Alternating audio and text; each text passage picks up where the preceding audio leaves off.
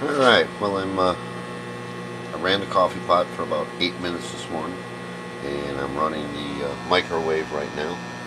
I had it on 20 minutes, it's down to 9 minutes. The batteries, this one right here started out at 11.9, this one right here started at 12 minutes, or yeah, 12 volts, 11.9 volts, and this one right here just went down to 11.9.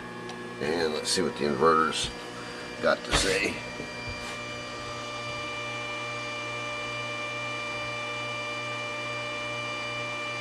The inverter's showing 11.3 volts, 11.2. So I'm going to run it to full 20 minutes and basically see what it does.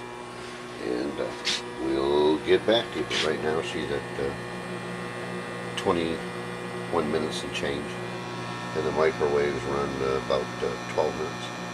So then you can see inside, if you can, water is boiling away.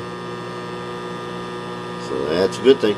So, and then we're gonna just basically shut off the microwave. It does have an LED clock on it, so does the coffee maker.